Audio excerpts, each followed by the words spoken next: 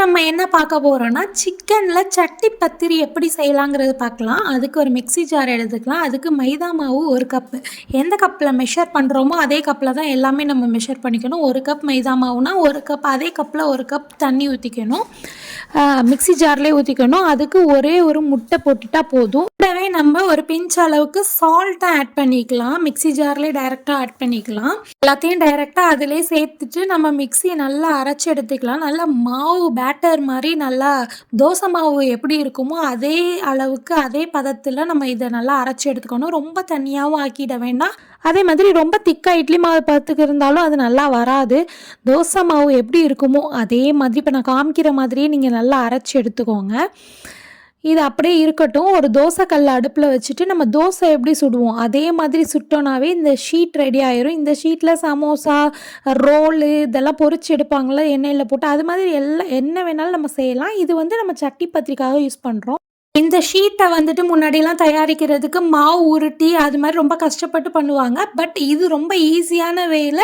இந்த ஷீட்டுமே ரொம்ப சாஃப்டாக சூப்பராக பாருங்கள், பார்க்குறதுக்கே அழகாக வந்துருச்சு. அந்தளவுக்கு சாஃப்டாக வந்துடுது, தோசை பதத்துக்கு வந்துச்சு. நமக்கு இந்த மாதிரி ஷேப் தேவைன்றனால நம்ம இதே மாதிரி ஒரே போல் சுட்டு எடுத்துக்கணும்.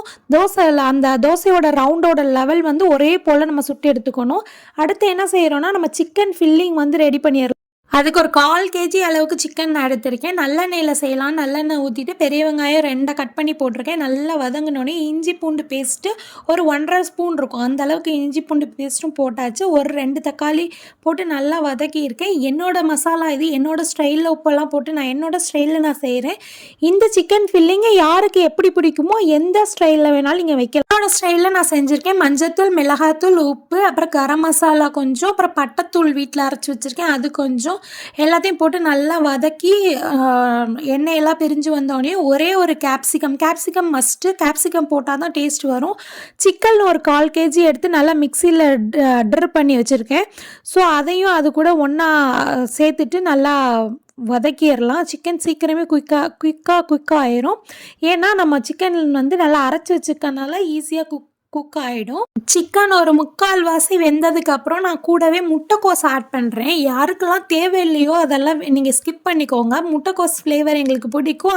அது கூட வச்சு சாப்பிட நல்லா இருக்குங்கிறக்காக நான் முட்டைக்கோஸ் அப்படி நீளமாக நம்ம ரொம்ப நைஸாக நான் கட் பண்ணிவிட்டு அது கூட நான் அதை ஆட் பண்ணுறேன். முட்டைக்கோஸோட பச்சை ஸ்மெல் போகிற அளவுக்கு நல்லா வதக்கிக்கலாம். கேப்சிகம், சிக்கன், முட்டைக்கோஸ் எல்லாமே ஒன்று கூடி நல்லா சூப்பராக வெந்து வந்ததுக்கப்புறம் லாஸ்ட்டாக நான் பெப்பர் ஆட் பண்ணிக்கிறேன். ஒரு 1/2 ஸ்பூன் 3/4 ஸ்பூன் கிட்ட பெப்பர் தூளையும் ஆட் பண்ணிவிட்டு கூட மல்லித்தலையையும் ஆட் பண்ணி இறக்கிட வேண்டியது. அவ்வளோதான், சிக்கன் ஃபில்லிங் ரெடி ஆகிடுச்சு. இந்த மாதிரி ஒரு ரவுண்டு கேக் செய்கிற பாத்திரமாக இருந்தாலும் சரி, உங்ககிட்ட எந்த பாத்திரம் இருக்கோ ரவுண்ட் ஷேப்பில் எடுத்துக்கோங்க. இருக்கிறது ரவுண்ட் ஷேப்பில் இருந்தால் தான் ஷேப் நல்லா வரும். அதில் எடுத்துக்கிட்டு பட்டர் ஷீட்டை அந்த ஷேப்புக்கு நான் போட்டுக்கிட்டேன். அப்போ தான் அடி பிடிக்காமல் வரும். ஒரு 5 முட்டை எடுத்து தனியாக நல்லா கொஞ்சம் பெப்பர் தூளும் உப்பு தூளும் போட்டு நல்லா மிக்ஸ் பண்ணிக்கணும். நல்லா பீட் பண்ணி நுர வர்ற அளவுக்கு பீட் பண்ணி தனியாக எடுத்து வச்சுக்கலாம். அதை தனியாக எடுத்து வச்சுட்டு நம்ம தோசை செஞ்சுருக்கோம் இல்லையா, அந்த சமோசா ஷீட்டு, அந்த ஷீட்டை என்ன பண்ணுறோம், இந்த மாதிரி நல்லா சூப்பராக மடக்க வரும். அதை வந்து நல்லா அந்த முட்டைக்குள்ளே டிப் பண்ணிக்கோங்க. நல்லா நினைகிற அளவுக்கு நினச்சிட்டு அதை அப்படியே அந்த முட்டையோட சாரெல்லாம் கீழே வடிச்சிட்டு அதுக்குள்ளே அழகாக ரவுண்டாக அதே ஷேப்பில் வச்சிடணும். இதே ஷேப்பில் வச்சுட்டு அதுக்கு மேலே நம்ம அந்த சிக்கன் முட்டைக்கோஸ் ஃபில்லிங் இருக்குது பார்த்தீங்களா, அதை அது மேலே அழகாக அடுக்கணும்.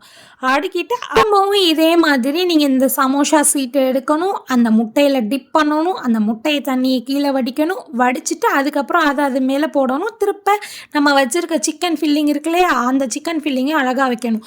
இப்படியே அடுக்கடுக்காக 1 by 1 அடுக்கடுக்காக நம்ம வச்சுட்டு மிச்சம் உள்ள அந்த முட்டைச்சாரெல்லாம் என்ன பண்ணணும்னா லாஸ்ட்டாக நம்ம கடைசியில் எல்லாத்தையும் ஊற்றிடணும். அதிலே ஊற்றிடணும். முக்கியமான மேட்ரு என்னன்னா, அந்த சட்டியில் வந்து தோசை அது மேலே ஃபில்லிங்லாம் வச்சுருக்கோம்ல, அந்த சைடெல்லாம் பாருங்கள், சைடு வந்துட்டு குழியாக இருந்துடக்கூடாது.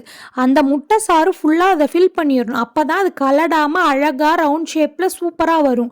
இன்னும் உங்களுக்கு முட்டை பத்தலையா, எக்ஸ்ட்ராவாக 2 முட்டை ஊற்றி நல்லா இதே மாதிரி பீட் பண்ணிவிட்டு அது ஃபுல்லாக ஃபில் பண்ணிடணும். ஃபில் பண்ணிவிட்டு ஒரு தோசைக்கல் எடுத்துக்கணும். தோசைக்கல்லில் வந்து சூடு காட்டி கொட்டிட்டு இதை அது மேலே வச்சுட்டு ஒரு மூடி போட்டு நல்லா வேக வச்சிங்கன்னா, மீடியம் ஹீட்டில் வேக வச்சிங்கன்னா சூப்பராக இது மாதிரி வெந்து வந்துடும். அது மாதிரி வெந்ததுக்கப்புறம் நம்ம என்ன பண்ணணும்னா, இன்னொரு தோசைக்கல்லை இதே மாதிரி எடுத்து தோசைக்கல்ல ஒரு பேனோ இந்த ஷேப்பில் ஒரு பேனோ எது இருக்கோ அதில் எடுத்துட்டு அதில் நெய்யோ பட்டரோ தடவிட்டு அதில் வந்து இதை அப்படியே அழகாக அது அப்படி திருப்பி போட்டு ட்ரான்ஸ்ஃபர் பண்ணிக்கணும். ட்ரான்ஸ்ஃபர் பண்ணி இந்த பக்கமும் ஒரு மீடியம் ஹீட்டில் வச்சுட்டு ஒரு 10 நிமிஷம் 2 சைடும் ஒரு 10 நிமிஷம் மீடியம் ஹீட்டில் வச்சிங்கனாவே சூப்பராக வெந்துடும். பாருங்கள், பார்க்கும் போதுமே எவ்வளோ அழகாக வெந்துடுச்சுன்னு. இன்னும் கொஞ்சம் லைட்டாக வேக வேண்டியது இருந்துச்சு. நான் ஃபுல்லாக வேக வச்சுட்டு மேலே இருக்கிறது வந்து பட்டர் ஷீட் அது போட்டனால ரொம்ப அடி பிடிக்கலை, லைட்டாக பிடிச்சிருந்தது தான், ஆனால் ரொம்ப பிடிக்கலை, வந்துடுச்சு. இவ்வளோதான், சூப்பராக வெந்துடும். உள்ளே சாப்பிட்றதுக்கு செம்மையாக இருக்கும். அப்படியே லேயராக அழகாக வந்து இருந்துச்சு. இது வெந்தோடனே அப்படியே ஒரு பிளேட்டில் ட்ரான்ஸ்ஃபர் பண்ணிவிட்டு அதை அழகாக கேக் எப்படி கட் பண்ணுவோம் அதே மாதிரி சூப்பராக கட் பண்ணிவிட்டு எடுத்து பார்த்தீங்கன்னா அப்படி பர்கர்லாம் எப்படி லேயர் இருக்கும், சாண்ட்விச்லாம் எப்படி லேயர் இருக்குமோ அதே மாதிரி அவ்வளோ அழகாக லேயர்ஸ் இருந்தது. டேஸ்ட்டுமே சூப்பராக இருந்தது. உள்ளே வைக்கிற ஃபில்லிங்கும் நல்லா இருந்தது. ஓரளவு வேறு லெவலில் இருந்துச்சு. இதை நீங்களும் ட்ரை பண்ணி பாருங்கள். வீடியோ பிடிச்சிருந்தா லைக் பண்ணுங்கள், ஷேர் பண்ணுங்கள், சப்ஸ்கிரைப் பண்ணுங்கள். தேங்க்யூ.